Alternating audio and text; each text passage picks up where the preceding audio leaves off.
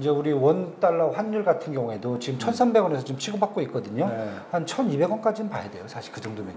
1,200원? 네네. 200원대? 네, 그렇죠. 해봤자 뭐 언제까지? 뭐 내년 한 뭐 전반기? 지금 이제 엔저 현상으로 엔화 중심으로 얘기를 했는데 달러 잠깐 또 한번 짚어보죠. 달러. 네, 달러 지금 강달러 현상에서 좀 약화되고 있는 분위기예요. 그렇죠, 네네. 여기도 지금 이 이제 강달러 현상이 계속 약화되는 방향으로 갈지 어떻게 보십니까? 당연히 가겠죠. 당연히 간다. 네. 뭐 우리가 지금까지 얘기한 게 네. 미국의 통화 긴축 기조가 네. 종결이 되고 네. 이제 완화되면서 기준금리가 내려간다는 거잖아요. 네. 그럼 기본적으로 여태까지 롱 달러를 했던 모든 이런 투자가 반대 포지션으로 가야 돼요. 그렇게 되면 이제 달러를 팔게 돼요. 그러면 당연히 이제 약세로 가는 거고요.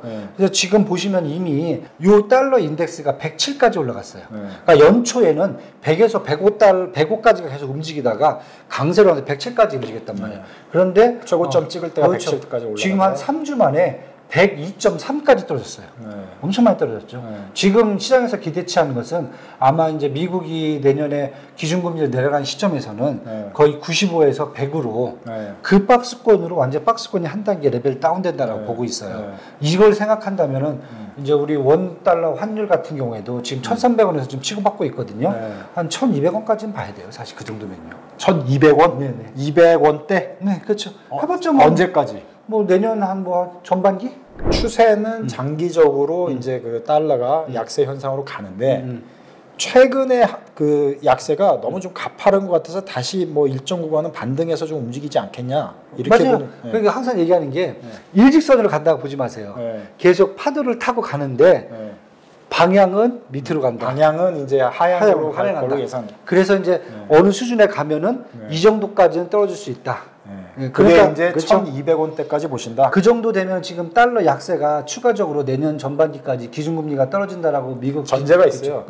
현재 상황에서 음. 다른 급격한 변수가 생기지 않는 한. 그렇죠. 네. 네. 뭐 그게 혹시 또 우리가 얘기를 하다 보면 혹시 또 세상에 변수들이 많이 생겨가지고 자꾸 이제 그런 얘기가 정치적 얘기가 나오니까 네. 왜냐하면 이제 지금 같은 경우에 국내 경제 성장률이 일단은 그래도 좀 많이 둔화되고 있긴 하지만은 일단은 뭐 플러스 이상 기록을 하고 있고 수출률도 흑자예요. 물론 양은 줄어들고 있지만은 그래서 외환 보유도 좀 증가를 하고 있고 이런 거 그다음에 국내 인플레이션율도 거의 한 3% 초반대까지 움직이고 있으니까 수출도 그렇죠? 우리 수출도 이제 증가할 걸로 예상을 하고 있으니까 그런 거 감안한다고 보면은 미국이 이제 통화 완화로 간다라고 했을 경우에 달러가 추가적으로 지금 시장에서 예상하는 것은 한 6, 7% 떨어진다고 봐요. 인덱스가.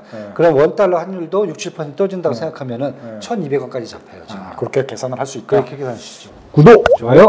자, 일단 현재 상황을 전제로 깔고 움직임을 볼 때 그렇게 예상을 한다 이제 그런 거고요.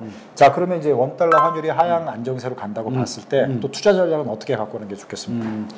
원 달러 하향으로 간다. 뭐 우선은 달러 보유 중인 투자가분들은 원화로 환전해야죠. 이제 수익 실현 하셔야죠. 내일 당장? 달러 그만 갖고 있어라. 이런 측면도 있고 첫 번째 여러 개를 얘기를 해볼게요. 두 번째는 달러가 약세로 가는데 배팅을 하면 된다. 그렇죠? 국내 예를 들어서 코덱스 미국 달러 선물 인버스 ETF가 있어요. 거꾸로 하는 거. 그렇죠. 그냥 사지 말고 2배짜리를 사세요. 왜? 세게 배팅 들어. 세게 뭐 세지도 않아요. 2배 해봤자. 3배짜리도 있을 거 아니에요. 3배짜리. 3배짜리도 있죠. 근데 국내는 3배짜리까지는 지금 안 보여요. 2배까지예요. 외국에 나가면 있어요. 근데 그것은 원 달러 환율이 아니라 달러 인덱스가 떨어지는 거예요. 그 틀려요. 컨셉이. 그러니까 우리는 이제 원 달러 환율이 떨어진다라고 가정했을 경우에는 한 2배 정도 ETF 담아가는 것도 있고요. 세 번째로 이제 지난번에 약간 재밌게 제가 하신 분이 있어요. 고객분 중에. 어떤 분이냐면 달러를 갖고 있어요.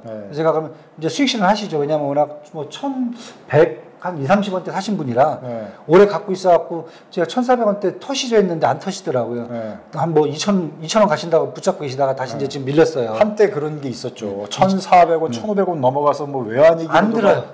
이제 수익 내셔야 된다 해도 안 들어요. 이제 그때는. 지금 생각해 보면은 그 1,300원 후반 거의 1,400원 막 그쵸? 그때가 최고 피크점이네. 1,430원 갔을 때가 피크했었어요. 그때 이제 많이 제가 이제 수익 실현 해드렸는데 안 하시고 버틴 분이 있으세요. 지금 다시 오셨어요. 이거 어떻게 되냐.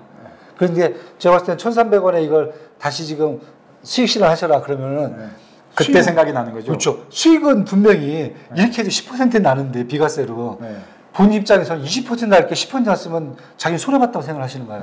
그래서 제가 그 말씀 드렸어요. 그럼 그걸 엔화로 바꾸셔라. 엔화가 이제 강세로 가니까. 그래서 거기서 2배로 넘어가라. 그래. 그렇게 해서 차라리 엔화를 갖고 계셔라. 엔화를 갖고 있다가 나중에 만약에 엔화가 강세로 가잖아요. 그러면 이제 엔달러 환율은 이제 떨어지는 거고 그러면 원엔 환율은 올라간단 말이에요. 그러면 2배로 먹는 거예요. 이쪽에서 1배, 이쪽에서 1배에서 그쵸. 2배로. 나중에 그렇게 해서 원화로 바꿔버리시면 되게 좋아하셔서 가셨어요. 그래서 원화를 시나리오대로 갈 경우죠. 일단 왜냐면 그거라도 한번 트라이를 해봐야죠. 자, 이제 저희가 이제 말씀드리는 거는 있다는 거죠. 참고로 지금 시장에 대한 분석, 그다음에 지금 시장 상황에서 투자를 한다면 어떻게 할 건지, 그렇죠. 가상의 시나리오를 짜가지고 그런 수익률 최대화를 할 수 있는 그러면 이제 설명을 드리고 말씀을 드리는 거지, 그렇게 하시면 된다라고 단언적으로 확언을 해서 하는 게 아니라는 거 참고로 하셔서. 너무 몸살이시네요. 투자 기회가 있을 때는 일단은 가야죠. 참고를 하셔서 이렇게 하시는 게, 그리고 이제 본인의 판단에 의해서 하시는 거다. 참고로 말씀입니다. 네. 자, 그러면 이제 전반적으로 좀 정리를 해보면 우리가 환율이라고 했을 때 기초적으로 보면은 해외여행 갈 때나 그냥 이렇게 생각해보는 그런 어떤 시장의 한 지표였어요. 네네. 근데 요즘 보면은 환율이 투자에 있어서 상당히 중요한 지표라는 게 피부로 와닿는 시대가 된 것 같아요. 각 나라마다 상황이 다르고 우리나라도 이제 어느 정도 세계 시장에서 주요 플레이어로 움직이다 보니까 이게 각 나라별 환율에 따라서 투자 기회 요소들이 많이 생기는 것 같아요. 그래서 전반적으로 환율을 우리가 투자적 관점에서 어떻게 보면서 계속 이제 어프로치하는 게 좋은지 전반적으로 좀 가이드 좀 해주시죠. 네, 환율을 사실 과거에는 리스크라고 생각을 했어요. 왜냐면 리스크란 건 뭐냐면은 괜히 했다가 환이 바뀌어갖고 내가 수익 버는 것도 다 까먹을 수 있다. 이렇게 트라우마가 있죠. 그런 트라우마 옛날에 막 중소기업 뭐 해가지고 뭐 환율 때문에 막 피해를 뭐 사고 터지고 이런 게 있는데 지금은 사실 이제 투자가들 입장에서는 환은 레버리지를 쓴다고 생각을 하는 거예요. 그러니까 곱하기 2배로 수익을 낼 수 있다. 그러니까 예를 들어서 이제 제가 이제 하나만 말씀을 드릴게요. 요즘 이제 시장에서 많이 나오는 상품 중에 하나가 뭐냐면은 원화를 엔화로 바꿔요. 그럼 싸게 바꾸는 거죠. 그럼 나중에 이제 원엔 환율이 올라가면 이제 환수익을 내겠죠.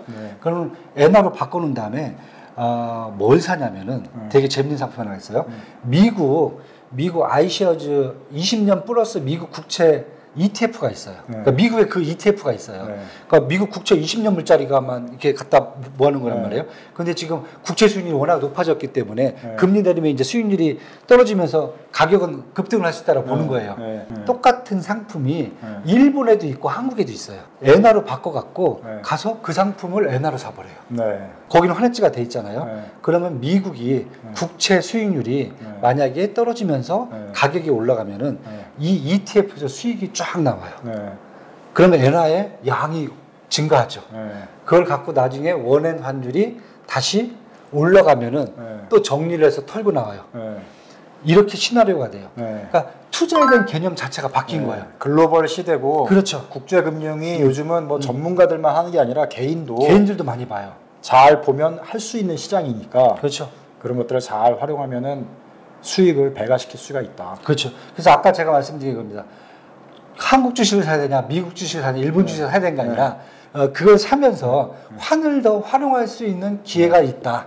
이렇게까지 이제 투자를 생각하시면 될 것 같아요, 지금은. 구독, 좋아요. 환율 관련해서 저도 좀 드릴 말씀이 있는데 이게 이제 투자 시장에서 어떤 거면 지금은 오늘은 이제 뭐 부동산 관련한 얘기는 하는 게 아니니까 다음번 이제 기회 되면은 좀 자세히 한번 분석을 할 필요가 있는데 해외 부동산도 같은 컨셉으로 2배를 먹는 구조가 가능한 거예요. 그렇죠, 맞아요.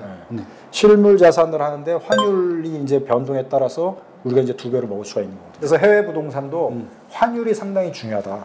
그래서 지금은 환율을 생각하면 해외 부동산은 매수 타이밍은 아니고 매도 타이밍인데 매도 타이밍이 좀 지난 것 같고 뭐 막바지 매도 타이밍이라고 볼 수 있을 것 같고, 좀 기다리셨다가 이제 환율 좀 떨어지고 떨어진다고 해서 뭐냐면 원화가 강세로 가고 달러가 약세로 간다는 거거든요. 뭐든지 투자적인 관점에서는 저가 매수예요. 쌀 때 사시는 게 가장 좋은 거고 비쌀 땐 팔아야 되죠. 그렇게 보시면 될 것 같아요. 그래서 이제 환율이 우리가 보통 보면은 뭐 경제 매체들 중에서도 그렇게 자세히 다루지는 않더라고요. 그래서 우리가 오늘 환율 문제를 좀 다뤄봤고요.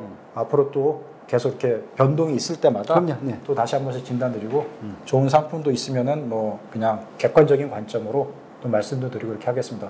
궁금하신 게 있으시거나 뭐 상담이 필요하다 그러면 뭐 댓글 뭐 이런 걸 통해서 달아주시면 저희가 또 살펴보고 추가로 다시 또 설명드리고 이렇게 하도록 하겠습니다.